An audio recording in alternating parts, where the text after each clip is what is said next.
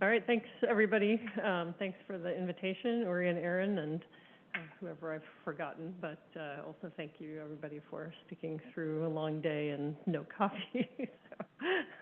I will try to be relatively brief. The beginning of the talk will be relatively introductory. I'll just talk about neuroimaging and the problems of inference in neuroimaging, which raise what I think is an important problem for cognitive neuroscientists in general, the problem of cognitive ontology. That is, what are sort of the elements of cognition that we need to use in theorizing, building our theories and scientific explanation.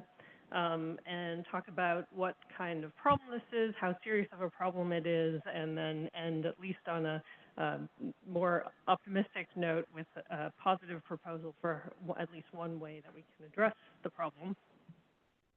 But let's go back to William James, who in 1890 said something that pretty much sums up the way in which we currently think about how to assign functions to brain regions or how to do cognitive neuroscience, at least at the level of neuroimaging. And James said, a science of the mind must reduce complexities of behavior to their elements. A science of the brain must point out the functions of its elements. A science of the relations of mind and brain must show how the elementary ingredients of the former correspond to the elementary functions of the latter. And I would say that that's pretty much what cognitive neuroscientists are trying to do. A long time ago, we had what you might think of as some pretty archaic notions about what these functions were. So this is an early chart from the phrenologists showing some of the functions that they hypothesized to be in the brain, and among them were things like suavity. So there were things like memory and language, but also suavity, destructiveness, combativeness, amativeness, and so on. So I think that we have a different kind of ontology now that we're working with when we try to do functional neuroimaging, but I want to at least problematize that. But after the phrenologists, which we might think really didn't have a scientific approach to understanding brain function, in the 1930s, with Penfield and Wilder, there were experiments in which they established convincingly that there were functional maps in the brain, and you could identify different areas of motor and sensory cortex that seemed to be dedicated to representing different parts of the sensory and motor sensory surface and the motor sectors. And these kinds of invasive technologies were the ones that were primarily available for trying to understand brain function, especially in the human, until about 101 years after William James wrote, when a variety of folks kind of at the same time discovered things that you could image with MRI that would give us some access to the function of the brain in awake behaving humans non-invasively. So that was the genesis of functional MRI, which has a lot of advantages if you want to study cognition, especially in humans. That is, it's non-invasive, and it has pretty decent spatial resolution, not very good temporal resolution, and a quite complicated sort of causal pathway that goes from the actual experimental technology and the experimental design to try to understand what the nature of the underlying neural activity is. So I think the signaling mechanism, we can say, is only partially understood. It's a very complicated relationship I'll talk about briefly. But one of the nice things about functional MRI is that it's now widely available, and you can do this all over the country and pretty much any hospital, many universities, et cetera. But that also leads to problems because it is done all over the country, and there are many, many experiments, and they don't all even start with the same kind of fundamental building blocks for trying to interpret and understand what the data is.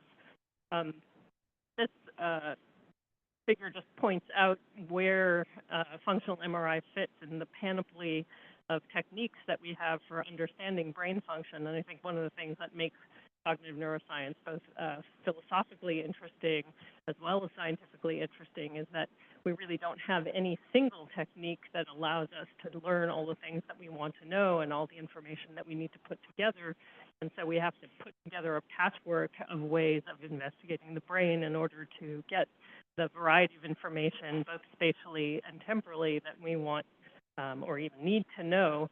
And so if you look at that purple square at the top right corner, that's essentially the spatiotemporal profile of imaging, which really fills what would otherwise be a big hole in the kinds of techniques that we have for understanding the brain. So very briefly, MRI works by detecting essentially blood flow. So the bold signal, blood oxygenation level dependent signal, is a signal that is measuring correlative blood flow, and blood flow itself correlates with neural activities, but the mechanisms that couple these are not completely understood. So what the bold signal is measuring is the ratio of oxygenated to deoxygenated hemoglobin in the blood, not the neural activity. And there's a complicated relationship between blood flow, blood volume, deoxygenated or oxygen use, and therefore the ratio of oxygenated and deoxygenated blood. And many people misunderstand what the nature of this relationship is and talk about the brain lighting up in various places as if you could directly see the neural activity. But in fact, the scientific inferences that allow you to get to neural activity from the bold signal are pretty complicated and not completely deterministic. So here's just another picture of the complicated interrelationships between the signal from the magnetic field and that which it's measuring, which depends on both the blood volume, blood oxygenation, and blood flow, which change in a variety of ways dependent on neural activity. And I should also mention that things like excitatory and inhibitory neural activity aren't distinguishable in this signal, and so we have to make lots of inferences about exactly what's going on at the neural level in order to understand the functions and the kinds of, if you want to talk in terms of computation, the kinds of computation that are occurring in the brain. So for the rest of the talk, I want to talk about really how we go about ascribing function with fMRI.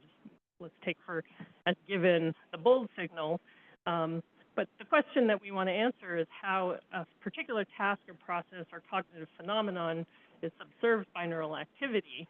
But the data that we have to work with is the behavior of the person in the scanner and the correlative neural activity that is the fMRI signal. So both of those stem from the underlying neurophysiology. And what we want to infer from the behavior and the fMRI signal are behaviorally relevant component processes of the neural activity or of the, let's say, overall brain activity and the neural activity that subserves those processes. So we want to make some sort of mapping between parts of the brain and the kinds of functions that allow us to behave the way in which we do. And the inferential structure that neuroscientists use in interpreting activity from functional MRI, I think, is more problematic than is typically recognized and gives rise to this problem of cognitive ontology. I'll say more about what the problem is. So even early on in efforts to image the brain and understand what's going on from brain imaging tasks, it was recognized that that there's not a very simple one-to-one mapping. So Peterson and Fees back in the 90s, and this was with PET, said elementary operations defined on the basis of information processing analyses of task performance are localized in different regions of the brain. Because many such elementary operations are involved in any cognitive task, a set of distributed functional areas must be orchestrated in the performance of even simple cognitive tasks. A functional area of the brain is not a task area, like there's no tennis forehand area to be discovered. Likewise, no area of the brain is devoted to very complex functions. Attention or language is not localized in a particular Brodmann area or lobe. Any task or function utilizes a complex and distributed set of brain areas. And so in order to design and execute an experiment with imaging, you have to really come to the table with some kind of hypotheses about the way to decompose your tasks. Also notice that the brain is always active. Neural activity that corresponds to specific task-related activities only usually is a fraction of the total energy expended by the brain. And so you're looking at just the tip of the iceberg and changes in the tip of the iceberg when you're trying to make these inferences. So suppose you have a task of interest and you have some kind of hypothetical functional decomposition of that task. So you think, the task might be a sort of memory task, and you have somebody in the scanner, and they have to do all sorts of things, like they have to look at the stimuli that you give them and try to remember what the stimuli are, and you might have a waiting period during which they might be rehearsing those stimuli, and then you give them a test, and then they have to respond. And so all of these things are being measured in the scanner, and you have to have some kind of idea of what that functional decomposition is. And then the way in which we typically have been able to assign function is to try to design tasks that vary in particular dimensions or with respect to particular component processes, and look at the differences in activity in these sorts of tasks. So you might have another comparison task that has certain processes in common with the task that you're interested in, but not all of them. So for instance, if you look at comparison task 1, it differs with respect to the task of interest in terms of hypothetical process 4 and 5. Comparison task 2 has other similarities and other differences, and if you look at the differences in patterns of activity across these different tasks, you can start making inferences about which of these component processes are subserved by which brain areas by looking at the difference in activity in those different task domains. Here's just ways of highlighting the things that might be similar or different across the different tasks. And then again, if you have a task that, or if across your tasks there are multiple processes that are shared by those tasks, and I hypothesize that they're equally engaged by those tasks, then you won't be able from these particular experiments to make inferences about exactly where those processes are occurring.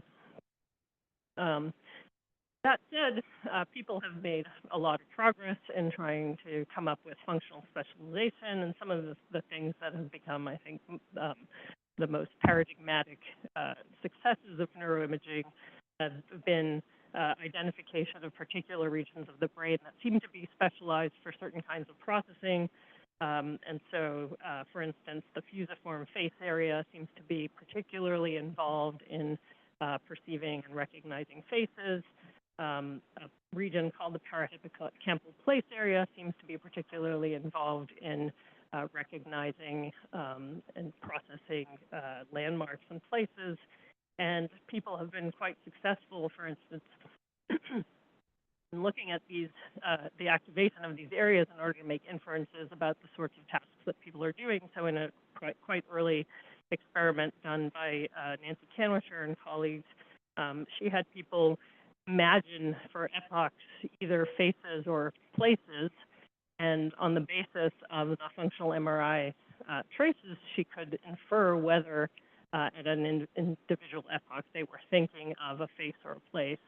And so this relied on having that sort of functional mapping for faces and places, as well as the discovery that in imagination we tend to reactivate the very same brain areas that we use in perception. So all of this to say that we have made a lot of progress in understanding certain things about how brain function is mapped in humans, awake behaving humans, that we couldn't have done without functional MRI. But I want to talk briefly about the two types of inference that sort of dominate the kinds of studies that people have done. So one of them has been considered to be relatively unproblematic, called forward inference. And so the idea is you give somebody a task. This is kind of a cartoonish slide, but let's say you want to do figure out like, what brain areas process the emotion of love. And so you put people in the scanner and you show them, for instance, a bunch of people, some of whom they love and some of whom they don't, and you look for the differences and see which brain areas correspond to that particular isolated behavior. And you might find some brain areas that seem to reliably activate when you're thinking about people for whom you have feelings of love. And that inference has been considered to be unproblematic. The logic of this inference is really, so in the ideal circumstances, you would be able to identify the neural correlates of this specific process by contrasting experimental conditions that can isolate that process. And so if you had a task that involved, let's say, looking at a bunch of faces, some of whom you love and some of whom you don't, then you would have, by hypothesis, a bunch of brain areas recruited in the first case that involve the thing that you're interested in, and then a matched task that doesn't involve that thing. And the areas that would be particularly or specifically activated in the first class of cases would be essentially taken or evident when you subtracted the activity from one or the other, one from the other, or did some kind of contrastive analysis. This forward inference is contrasted with what has been seen to be very problematic about functional imaging, which is called reverse inference. And the idea is that if you already have some kind of hypothesized mapping between certain kinds of functions and certain kinds of brain areas, in reverse inference, what you do is you try to infer from the presence of brain activity that occurs in a place where you think you know what the function is, that sort of function has been used in whatever experimental paradigm. So the use of local brain activity to identify the mental states or processes that a particular task or experiment involves is what reverse inference is meant to do. And people have pointed out that if you look at the logic of reverse inference, it's essentially the logic of a fallacy. So if function F occurs, then brain activity is in area X is premise one. And then with an experiment, you see brain activity in area X, and then you infer that function F occurs. But this is the logical formulation of affirming the consequent. And so this was seen to be a real problem for neuroimaging, that this entire form of inference is essentially based on a logical fallacy.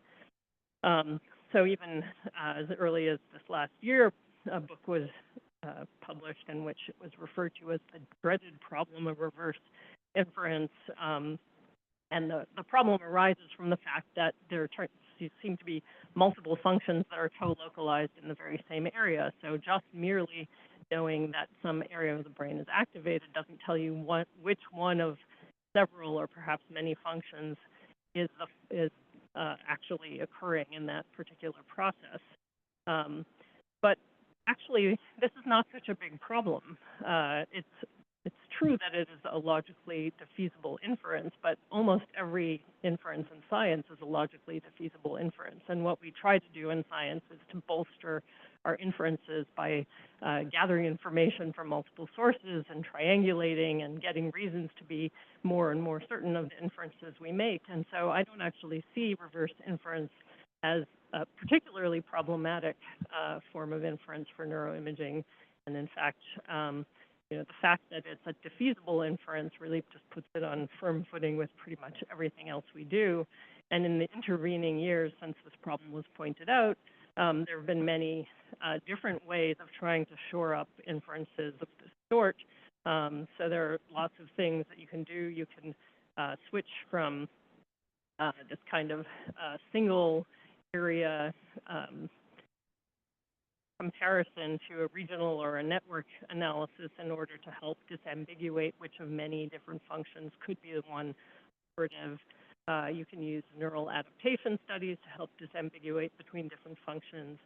There's been a recent push for using using Bayesian methods in order to develop credences to try to decide which of the possible interpretations is more supportable. The likelihood of activations of brain areas, looking at a whole corpus of activity beforehand.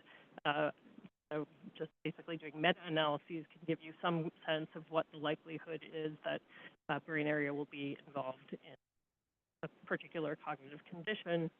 And so I think, as I said, reverse inference, although it's non-demonstrative, it still can be very informative and often very useful. For instance, it's also a fallacy to conclude that, if it rains and the ground is wet, and then see that the ground is wet and conclude that it rains, that's, again, affirming the consequent. But there are other things that can make the ground wet, but often the reason the ground is wet is because it has rained.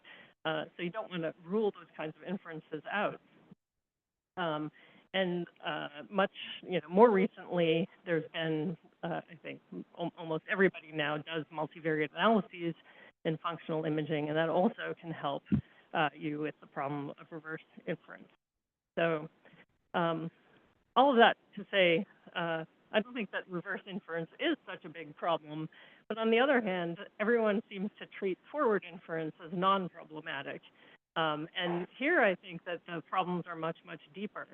So the data that we have from neuroimaging gives you correlations between tasks and brain activity patterns, and we know from years of work that there's no single cognitive process that's isolated in a particular brain region, or no task that you can give a person activates a single brain region. So every kind of task that we have is a multi-componential process. But the real problem is that the cognitive world, the world of the brain, does not come parsed into a scientific ontology that's handed to us. And if you have a map of brain activity and you're creative enough, you can sort of fit any kind of ontology to your mapping. So there's multiple ways that we could try to parcelate functions to whatever kind of physical map we have, and no objective Rosetta Stone for us to lean on to figure out what the right slate of functional concepts are. So all of the concepts that we do use are just dependent on the prior experiments that we've done and our previous interpretations. And another thing is that all of our reverse inferences are going to be dependent on our forward inferences. So if there's a problem with forward inference, I think that is an important problem.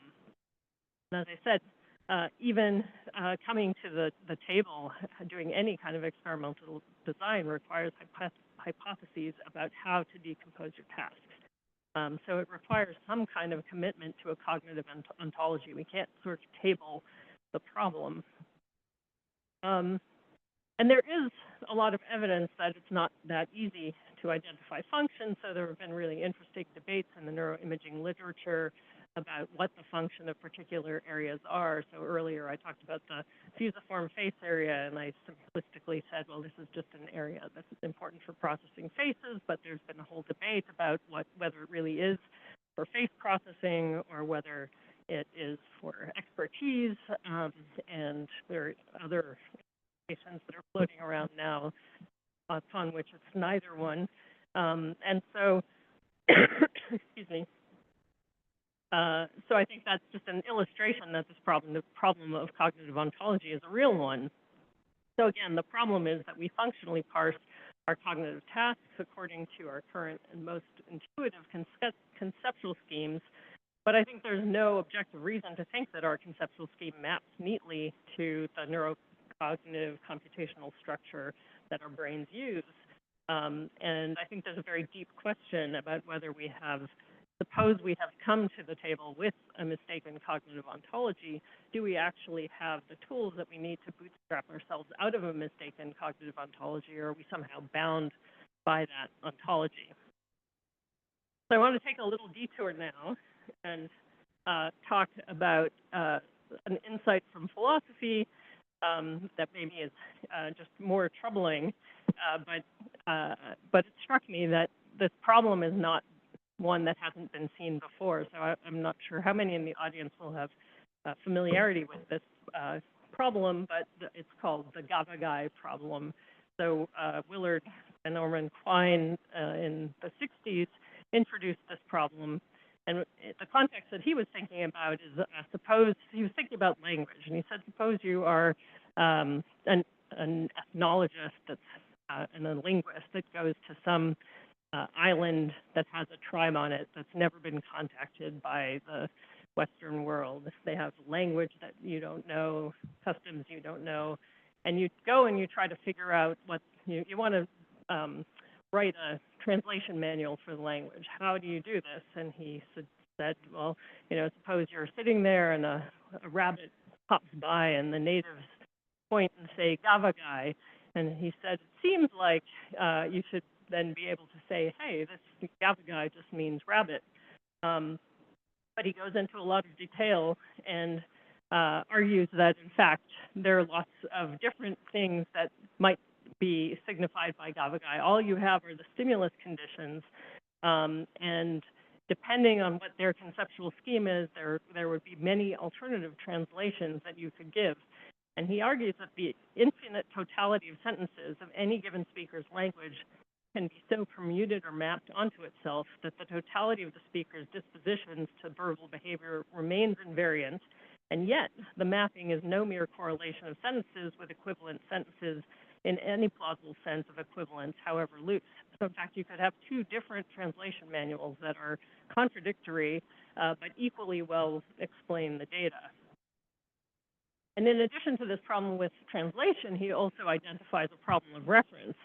So he said, who knows but what the objects to which this term applies are not rabbits after all, but mere stages or brief temporal segments of rabbits.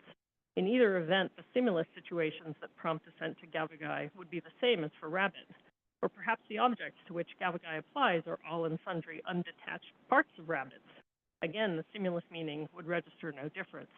So given the very same observables, essentially, the point is that there could be quite different underlying ontologies. The objects that you're actually talking about could be completely different than what you think you're talking about, but your interpretation would still be adequate to the data. So this Gavagai problem, I think, has been often mistaken by linguists and developmental psychologists to imply that we can't actually do word learning, and obviously we can do word learning, and so it's not a problem, but I think that they've mistaken the point of the problem, and it's really a problem of ontology, right? So what are the proper objects, a reference of the words that we use or our scientific vocabulary? And as he pointed out, it depends on our conceptual schemes, and those, at least in theory, can vary. So why did I go on this little digression? And the reason is probably obvious to you, that I think that there's a very, very clear structural analogy for the problem of cognitive ontology with the problem of radical translation.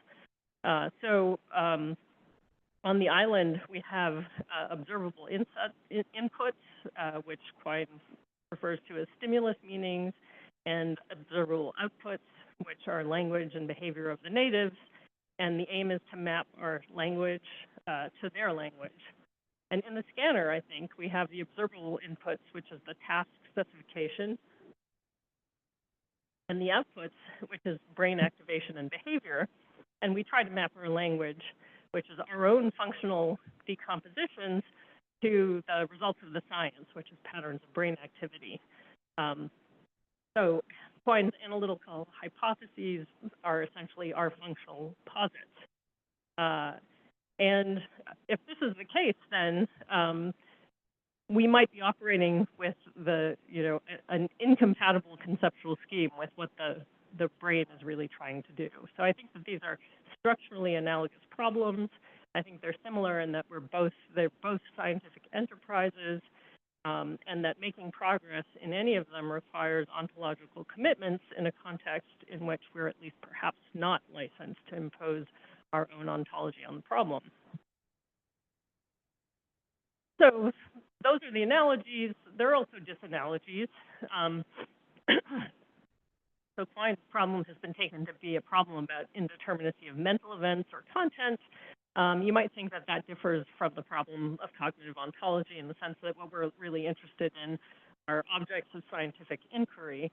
And whether those objects of scientific inquiry are different because they're concreta in a sort of way that mental events are not, I'm not sure, because it's not even clear to me that we're interested in actual scientific objects or concepts of those scientific objects. But I think the bigger disanalogy, at least, is that in Klein's world, the problem is that there are multiple mappings that are equally adequate but contradictory. And I think almost every neuroimager would be satisfied to have one mapping that works, that's actually predictive and explains the data. And so we're not actually in a position of having multiple mappings to try to adjudicate between. But part of, I think, what's problematic about this example is that it's possible that the reason that we don't have a mapping that works yet is because we've so mistaken the cognitive ontology that we need to have in order to get an adequate mapping.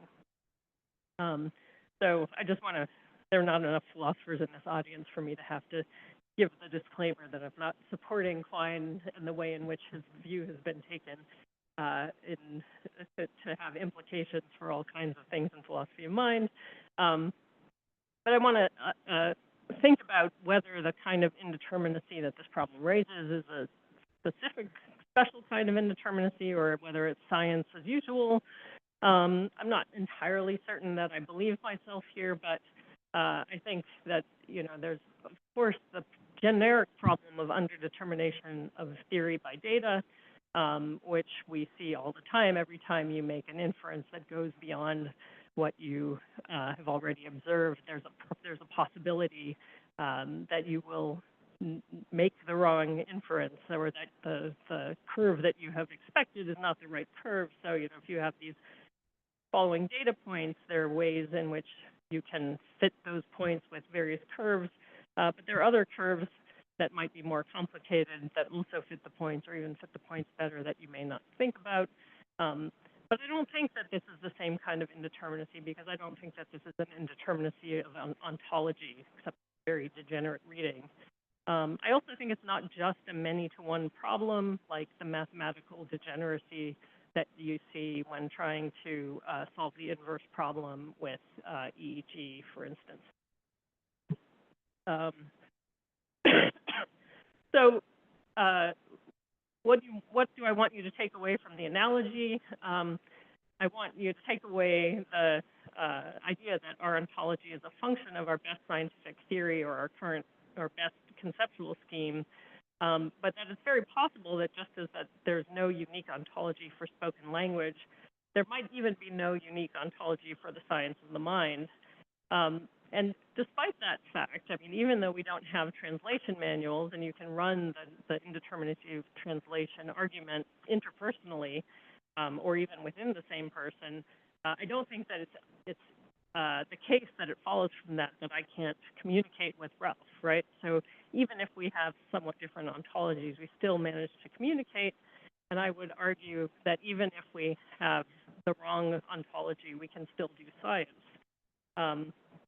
But I do think that it weighs for a particular view of what the scientific enterprise is that is a much more pragmatic view than many scientists actually tend to believe.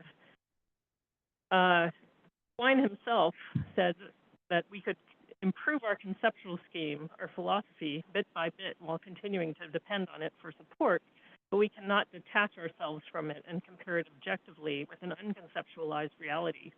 Hence, it's meaningless, I suggest, to inquire into the absolute correctness of a conceptual scheme as a mirror of reality. Our standard for appraising basic changes of conceptual scheme must be not a realistic standard of correspondence to reality, but a pragmatic standard. And so I think what he's saying here is that we should sort of maybe give up on the idea that there is a single correct conceptual scheme that we should be searching for in neuroimaging. And I think that that kind of view is actually quite in line with the current movement of perspectivism in contemporary philosophy of science, or philosophy of neuroscience at least. So in a recent book, Mosvita Chirmuda says, the form-giving role of scientific thought is not just that of filtering, letting through some details of the data and leaving out the rest. Rather, it's an active shaping of patterns that are only inchoate in the data and determinable and could be formed in various alternative ways. The various practical activities that a scientific investigation is related to will influence the concepts employed both in the production and interpretation of data, and therefore bring about a distinctive perspective on the target of investigation. So according to Chirmuda, there's not going to be any correct ontology, but there might be ontologies that are good for this particular investigation, and a different ontology, maybe a conflicting one, that works for a different investigation. And I myself, I have to say, I'm not totally sold on this pragmatist view. I certainly started this enterprise thinking in a much more realist kind of way, but at least the problems raised by the problem of cognitive ontology have made me think that maybe the best that we can do is something that works. And that said, it's also true that not anything goes, so it's not the case that any ontology will be able to account for the empirical data. So I think even if there are multiple ontologies, there may be other reasons to choose particular ones. And for instance, concepts that are intuitive or even, or at least graspable might be important for any kind of scientific theorizing, even if they're not the best ones for explaining the data. So you might want to give up a little bit on precision, for instance, in order to get understandability. But there is a problem, or at least a worry, that even those concepts, the concepts that are going to work for us to explain the data well enough that we feel like we're actually doing science, are not the ones that we're operating with. And so one real question is, what do you do to bootstrap your ontology if the intuitive one that you have doesn't work? And I think that the answer is that you can at least, or we can at least hope that those kinds of ontologies can be fruitfully seeded from elsewhere. And it seems to me that we're in a particularly interesting place right now because artificial neural network models, despite all the ways in which they're disanalogous to what brains do, might be a very interesting way to sort of probe a new hypothesis space for conceptual schemes. And so I want to, I'll very briefly, sort of gesture at several studies that have shown that artificial neural networks can be used in order to get, or at least can be trained in order to develop characteristics that are reminiscent of the characteristics of the brain in ways that are interesting enough. They at least suggest that maybe they're doing the kinds of things at some level that the brains are doing, or that we could learn something about the way in which the representations and the organization of those networks develops from looking and playing with those kinds of networks. So the deep neural networks can be trained on real-world tasks, and we can use those networks to form and test hypotheses about functional specialization at many levels of abstraction. And although we still don't have ways of very easily probing what the nature of representations or the relevant causal processes in networks at some sort of more abstracted grain is, I think we are learning and developing new tools to query these networks that might be very useful in trying to figure out new ways to think about representation and function. So many of the networks that have developed interesting neural-like architectures depend on being trained in goal-directed ways. So they're trained to do things like object recognition, for instance, on naturalistic tasks. Then, it's naturalistic in certain ways in the sense that you can give them naturalistic visual images, for instance, but not naturalistic enough in the sense that these are still passive machines that are not acting in the world, and so in many ways they deviate in very important ways from actual organisms. And as Jay was talking about earlier, there's a problem with some of the training algorithms that they're not very biologically plausible, but I've seen a real shift in recent years toward working on more biologically plausible training algorithms. And so here's just an example from DiCarlo and Kamen's and paper by Margalit earlier last year, in which they showed that they can train an artificial neural network on an object recognition task, and the network develops certain kinds of properties that are very reminiscent of different areas of the visual hierarchy. So parts of the network develop things that look like orientation, selectivity, the kind of pinwheel structure that you see in V1. There's category selectivity in ventral cortex that looks somewhat recapitulated in these networks. And if you look at similarity analysis between areas of the network and human ventral temporal cortex and see similarity on the way in which they respond to different kinds of visual images, at least in the study they showed, you got as much similarity between the network and the human in terms of the representational similarity analysis as you do between two different humans. And so I think that that's at least very intriguing. And in another study that Doris Tsao did, she used dimensional reduction techniques in order to look at the mapping of different kinds of objects, and found that, in fact, she could recapitulate the kinds of structural clusters that were found in IT in the macaque. And so I think that, there's a lot of evidence that the ANNs develop functional properties that are similar to the ones developed by visual cortex when trained on tasks that are tasks that organisms do. There are, of course, big differences between having an objective function of recognizing objects and the objective function, if there is such a thing, that humans or monkeys have that involve much more than recognizing objects. And so that itself raises a problem of ontology. And one last example is that you could look at what kinds of things maximally activate units in some of the artificial neural networks. And what you see is not things that are completely familiar to us, right? They're not objects that we're familiar with, like lips and noses, et cetera, but there's some conglomeration of things that are at least, that have elements that are recognizable to us, right? So are these the kinds of new kinds of concepts that we have to work with or develop in order to really understand what's going on with the brain? That's an open question.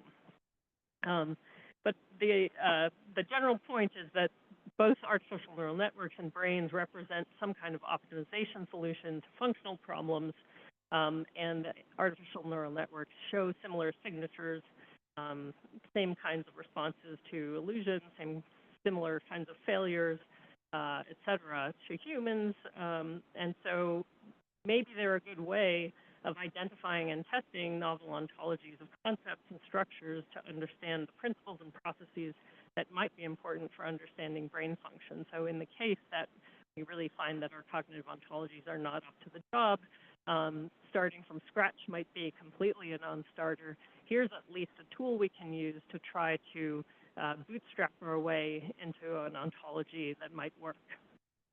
So I'm just going to end with a little bit more Quine. Quine says, we must not leap to the fatalistic conclusion that we're stuck with the conceptual scheme we grew up in.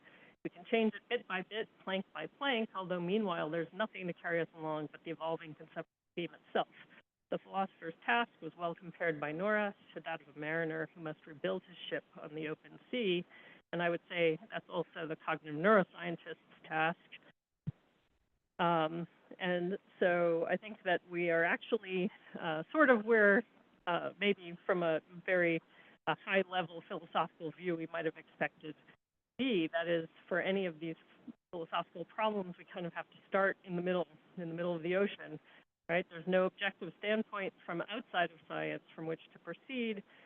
We have to make do with our best background theory, and in cognitive neuroscience, as in the rest of homology, we are afloat and are at the boat.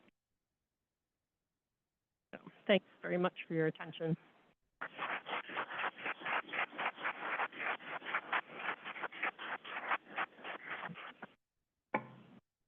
There's time. I have a question. Yeah. Well, I'll start. Isn't Quine's problem really only a problem if you have an empty prior? And if you have any prior knowledge at all, like for example with the rabbit example, the way the problem is presented, it's a problem if you just know nothing about the way people behave and about the way things kind of play out in the world. No, I don't. I disagree, because Quine's radical interpreter comes to the island with a whole bunch of knowledge about humans, right? But it's his knowledge. So, it's of course the most obvious thing to say, yeah, that's a rabbit. That's what any normal interpreter would do, right? So his prior is not zero. I think he has a very high prior that word means rabbit. What Quine's saying is that could be entirely mistaken, right? Logically speaking, there is a whole world of other interpretations that would do equally as well. And I think that in the case of the radical interpreter, you are dealing with a human, right? So you can make certain kinds of assumptions that may or may not be justified, but you can at least, you can give a good argument for why rabbit would be the thing to start with. I think in the case of the brain, we're in a much worse position, right? Like, why should we think that the way in which we perceive the world and tend to break things up into functions is anything like the way the brain would do it? Yeah, no. What's that? But just typically, want to make a long description which is relevant. It's not what to say random. If I am an archaeologist that has taken some bones, some rest of rabbits, and I do not know what they belong to, it's very natural to say integral part of rabbits. If I am a zoologist that want to distinguish animals, it's natural to say rabbit. This depends on my purpose. I don't see why it should be natural to say rabbit. I guess what Quine must be saying is that whatever priors you have, there's no way to know if they're right or wrong, if they are meaningful in that context. Because in a normal situation with a normal human being, if you see a child point at something and say whatever, typically, it may not be, it's not necessarily the case, but statistically, they're pointing at that thing and saying its name. But maybe I'm wrong about that, but that's my prior, right? And I would bring that to bear, right? And what he must be saying, nope, you can't trust that. That's right. So from your conceptual scheme, right, that is exactly what you should think. And you'll say it to the next person, and they will totally agree with you, except that according to Quine's view, they could have, what they mean by all their words could vary in such a way that, in fact, what some Quineans will say is that there is no fact of the matter about what anything means. Other people will say, nope, you can just have, sort of internalist meanings that differ. If there was some way to compare them, you would realize that they actually have two different meanings, yet you agree on all, spoken utterances. But whether this is like a real problem or just a logical problem, a logical possibility, I think is much debated. I think it's a real question among philosophers, but largely for the reason that, we're talking with and to and about other human beings, and we assume that there are lots of similarities. Again, I think that one of the things about doing brain science that is sobering is that I don't think we have that to fall back on, even if we thought that that would solve the problem. I don't think we have that to fall back. Megan. Yeah, thanks for the super awesome talk. I was really happy to see you end on the stuff from Nancy Canwisher's group and similar about using, these neural networks to train on a functionally equivalent task, and then we go looking, fishing around in the brain using representational similarity or similar to try to understand what features the neural network is using that might also be encoded in the brain. And you can also even use encoding models, like you take those, hidden layers and you go use encoding models to go discover what is in the brain at that level of representation. And then you also mentioned Nancy's work on using optimizing the input to models to like drive specific units in artificial networks, right? You create weird rainbow face-like things. And I was wondering what you thought about the work that the second author on, I think, one of the last papers that you showed, Meenakshi Khosla, has been doing, kind of putting those two things together, where she's just optimizing stimuli in an encoding model way to drive brain response using artificial neural networks, and then trying to interpret what she gets out of those encoding model-based optimization approaches. And I was wondering, like, let's say that she does that and she discovers, there's this set of statistical regularities that this neural network has found out that drives this neural response. Is there any way that we can, like, are we still stuck? Even if we get all the way there, the machine learning model knows this ontology, this new ontology that the brain is clearly using. The neural network has learned to speak brain language. Are we still stuck? Are we still not going to be able, now having extracted that information from the brain and put it in this neural network, our explainable AI approach is still not going to be enough to get us all the way to the answer? Yeah, I think it's a great question, and I don't know what to say because, it's tied up with really difficult questions about what the aim of science is anyway, right? Are we just trying to make predictions that work?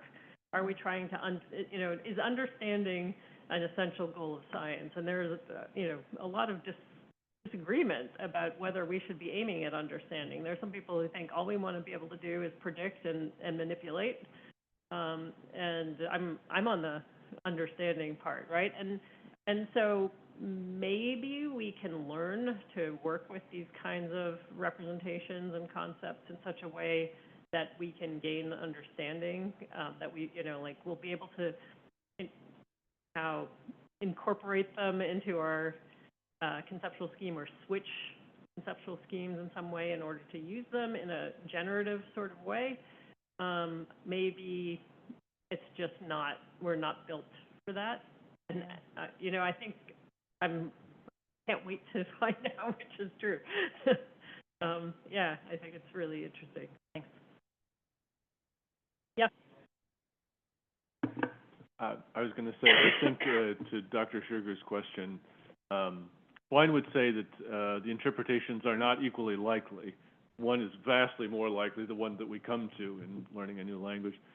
But in respect of logical consistency, they're equally consistent in a very minimal sense. And so I think, in a way, it is a kind of a logical puzzle, which is very relevant for Quine, but I don't know how relevant it is for some. But Quine does have a criterion of ontological commitment.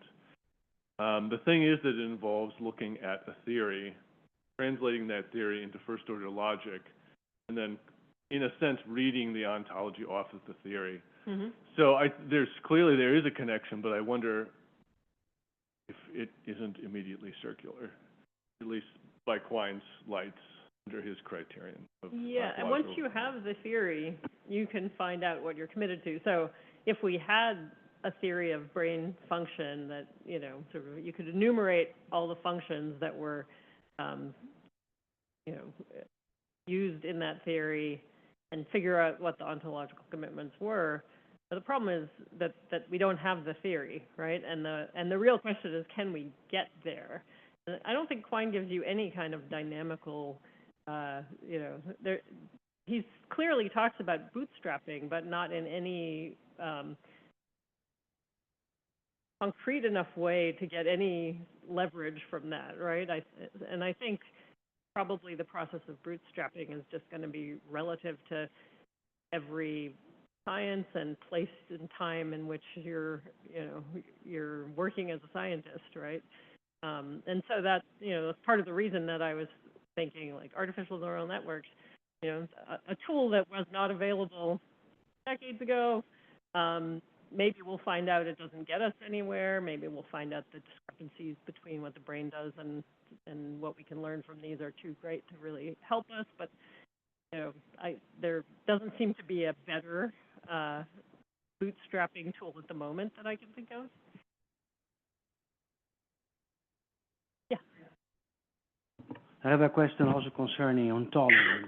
As Ben says, there may be, as you mentioned, several ontologies to be chosen, right? And perhaps most of them or all of them are coherent, are consistent.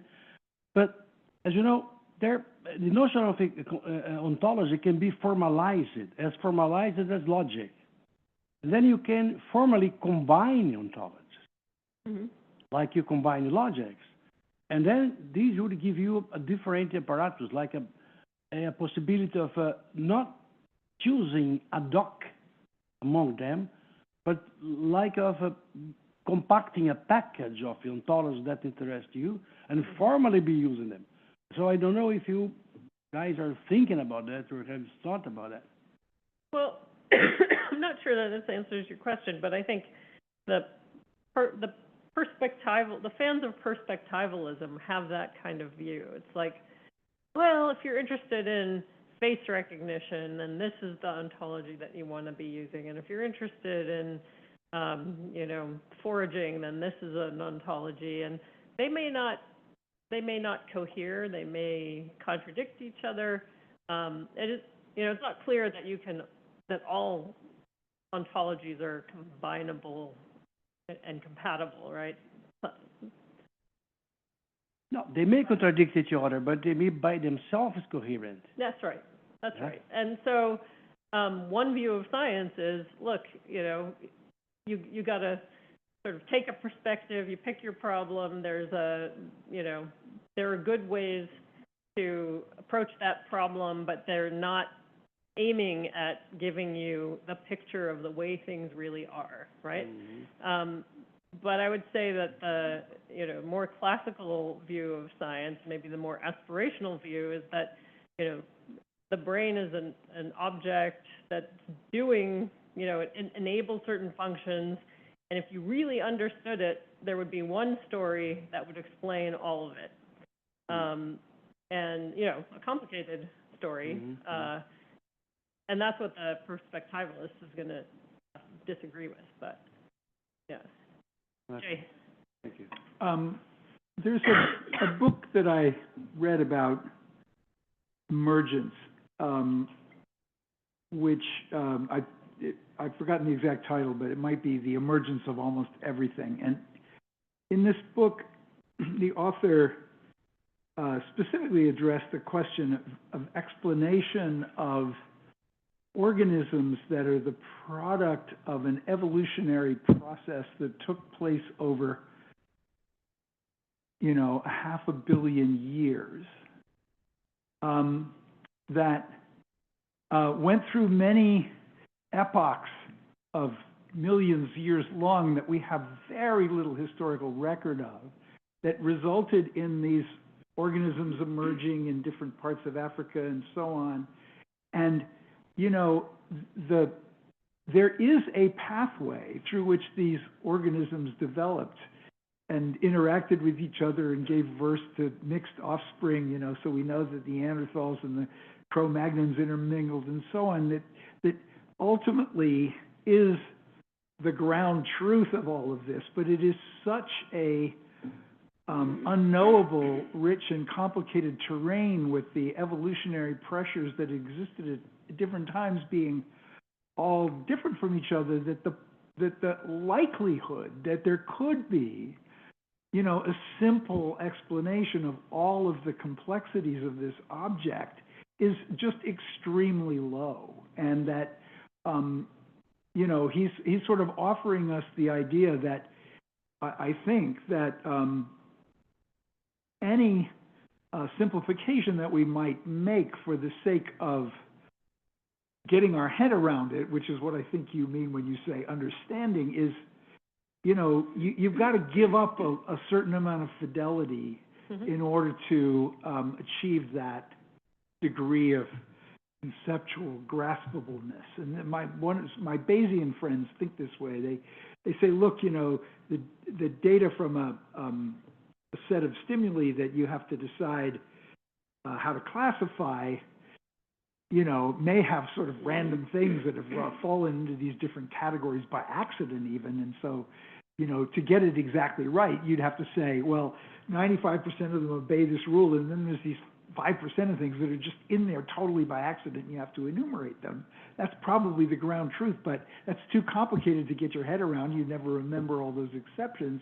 And so you accept a convenient simplification for the sake of understanding, and the, you know, there's cost of fidelity, but a benefit from simplicity. Right, right. And that, I think that's a trade-off that we always face. If we wish to have understandability, that's a trade-off we're likely to be stuck with. Right. And so one question, I think, is, do we just say, you know, God damn it, it's really, it's face recognition, or, you know, it's face stuff and Gabor patches and, you know, whatever it is that we're working with at the moment, you know, conflict resolution, task set, et cetera. That's what our cognitive ontology is, and we're going to shoehorn it into the data no matter what it takes? Or do we say, well, you know, at some point this is not fitting very well, maybe it's, you know, maybe we really have to give up some of the understandability and generate these new kinds of concepts? Yeah, I think that ultimately we should always think of these things as useful approximate characterizations. Yeah. And that they're useful for different purposes, and you know, somebody's purpose may be different from mine, and I understand that, and that's useful for them and not so much for me, and we go on, and I do science my way and let them do it theirs. Yeah, I mean, I think you raised a few interesting questions that, you know, one is, do we need a historical cognitive neuroscience? Like, does for instance, Ralph, do we really need to know about the evolutionary history in order to identify emotions? Or is it enough to just look at the current brain structure and the current functions in order to get the broad taxonomy that we need? So I think that that's one question.